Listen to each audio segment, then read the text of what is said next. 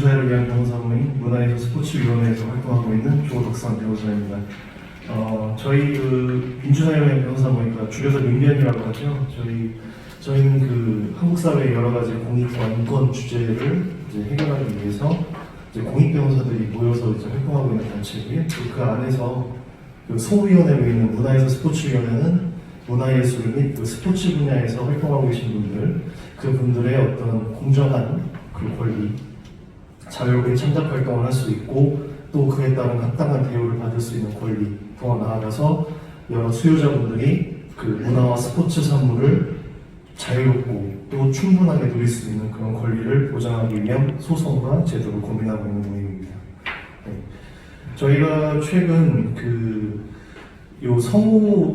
최근에 성우분들과 OTT 업체들 사이에서 있었던 불공정행위 문제에 이제 관심을 갖게 됐고요.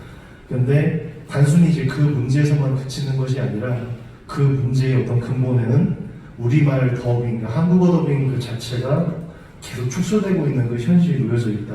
예, 이런 문제의식을 가지고 저희가 같이 계속 저희 모임 안에서 같이 계속 고민을 하고 있는 중이었는데 성우협회에서 한번 요 토론회에서 한번 이렇게 나와서 토론회에 좀 나와달라는 요청을 받아서 제가 정말 전문가는 아니고 어디까지나 계속 지금까지 문제의식을 갖고 있는 입장에서 좀 어떻게 하면 저희 계속 앞에서 발제자분들도 말씀하셨지만 어떻게 하면 이 문제에 대한 사회적 인식을 바꿀 수 있을까에 대한 고민을 이 토론문에 좀 담아보게 되었습니다.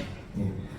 사실 많은 저희는 최근에야 비로소 좀 관심을 가지게 되었습니다만 많은 성우분들 그리고 또 장애인 활동하시는 분들께서는 한국어 더빙을 누릴 수 있는 것은 우리의 당연한 권리이고 또 국가와 또 방송사업자를 비롯한 미디어 서비스 제공자들의 의무이다라는 그런 부분을 계속 말씀을 하셨음에도 불구하고 계속 여러 가지 문제로 인해서 그것이 사회적인 큰 지지를 많이 얻지는 못했습니다. 주장이 잘못된 것이 아니라 어떤 사회의 변화에 있어서 그런 주장들이 충분히 좀 전달이 되지 못했던 게 아닌가 그런 생각이 좀 들고요.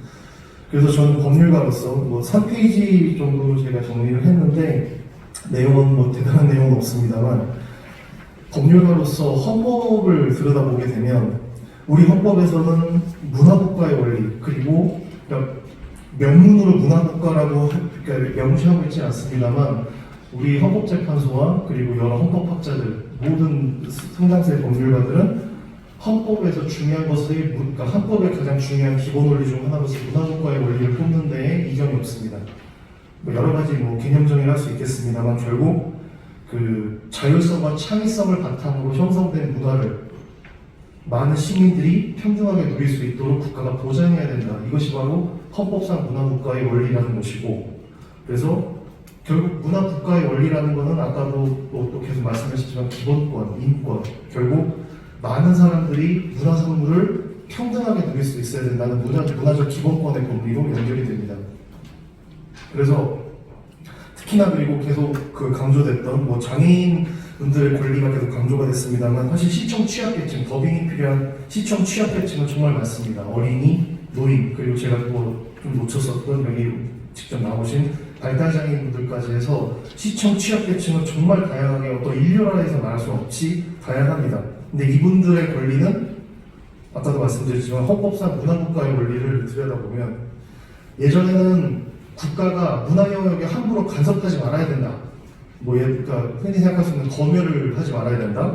또 문화시설을 이용하는 문화시설 출입금지 같은 거를 풀어야 된다는 그런 측면이 기존에 강조가 됐었습니다만, 근데 지금은 그것보다도 문화적 산물을 충분히 누리지 못하는 사람들이 있다면 그 사람들의 권리를 일반 보통 사람들과 거의 동등한 수준으로 보장해줘야 된다라는 소위 저희 법학계에서는 많이 사회권적인 그런 측면이 많이 강조되고 있다는 것을 말씀을 드리겠습니다.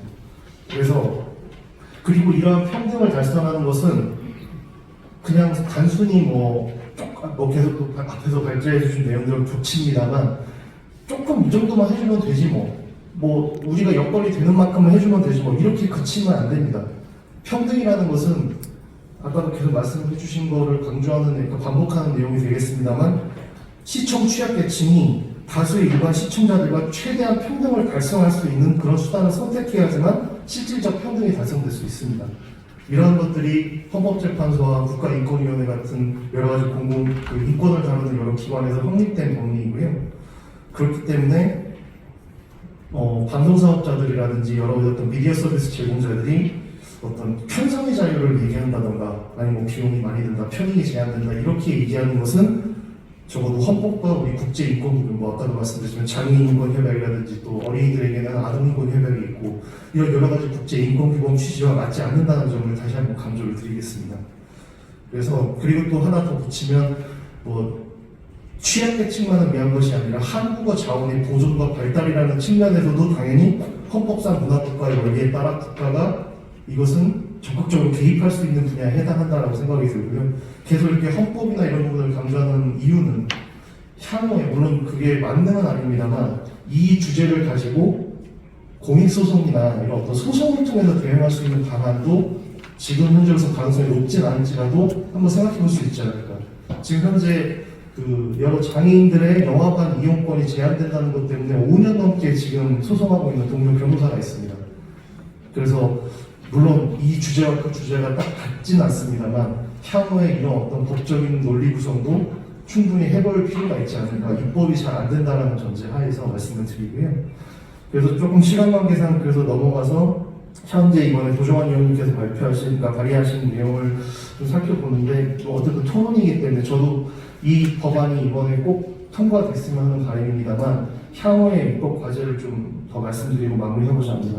일단 의무, 방송사업자, 특히나 가장 공공성이 요구되는 방송사업자에게 이런 의무를 규정한 것 자체는 매우 고무적인 법안이라고 할 수 있겠습니다만 의무가 현실화되려면 그에 따른 제재수단도 분명히, 제재나 촉진수단이 분명히 있어야 함에도 불구하고 여러 가지 어떤 고민들 때문에 이번에 법안에 포함되지 못한 게 아닌가 싶고요. 그래서 저도 물론 많이 부족합니다만 3번 목차에 어떻게 법안이 구성되면 좋을까? 좀 더 향후에라도 좀 더 보완될 수 있다면 국가가 반드시 이것을 촉진해야 된다는 의무를 원칙으로 일단 먼저 세우고 국가가 가장 일주체니까요, 의무에. 그리고 두 번째로 그렇게 한다면 방송사들은 그 국가의 의무를 바탕으로 해서 얼마 이상의 더빙 방송물을 편성을 해야 된다. 그리고 마지막으로 더 나아가서 아까도 또 앞서 토론해 주신 분께서 말씀해 주셨지만 구체적으로는 장애인 방송 편성 및 장애인 방송 접근권 보장에 관한 고시 항목에 한국어 더빙도 나머지 3가지 시청 편의 수단에 추가가 돼야 된다라는 부분. 그리고 거기에 더 나아가서 비용을 지원해 줄 수 있다면 방송통신지원기금 그런 기금에서 어떻게 지원해 줄 수 있는지에 대한 구체적 절차도 고시나 이런 걸 통해서 마련이 돼야 될 것이다 라는 부분을 좀 아이디어로 제안을 드리고요. 마지막으로 지금 현재 저희가 다루고 있는 이 법안은 이제 방송사업자, 방송법을 저희가 얘기하고 있습니다만 처음에 제가 말씀드렸지만 저희가 이 분야에 관심을 가지게 된 것은 OTT 문제 때문이었습니다. OTT 사업자들도 영상물을 직접 생산하고 또 기존에 있는 영상물에 대해서 자막과 더빙을 입히고 제공한다는 측면에서는 방송사업자들과 크게 차이가 없고 오히려 그 위상은 일반 소비자들 입장에서 훨씬 더 높음에도 불구하고 방송법상에 따른 규제는 현재로서는 가할 수 없습니다. 그래서 이 OTT 사업자들이 물론 현실로 봤을 때 오히려 OTT 사업자들이 넷플릭스 같은 OTT 사업자들이 방송 사업자들에 대해서 훨씬 더 장애인을 위한 어떤 취약계층을 위한 서비스를 제공을 잘하고 있는 것도 사실이지만 제가 근본적으로는 그런 OTT 사업자들, 국내 OTT 사업자들까지 다 아울러서 그 OTT 사업자들에게 방송사들과 동일한 서비스를 너희들이 제공한다면 동일한 규제를 받아야 된다는 그런 원칙이 향후에 입법으로 추가되는 것이 좋지 않을까라는 생각을 마지막으로 좀 덧붙여 보겠습니다. 그래서 시청각 미디어 서비스법이라는 예전에 방송통신위원회에서 한번 언급이 됐었는데 물론 더빙만을 위한 것은 아니고 OTT와 방송사업자들을 통합적으로 규제하고 또 자율성을 높이기 위한 그런 서비스 법안이 제안된 바가 있는데 이러한 아이디어들도 입법을 고민하시는 분들께서 참고를 해주셨으면 좋겠습니다. 좀 짧은 시간에 좀 길게 말씀드렸는데요. 예, 오늘 말씀드린 내용들이 여러분들께 많은 도움이 됐으면 좋겠습니다. 감사합니다.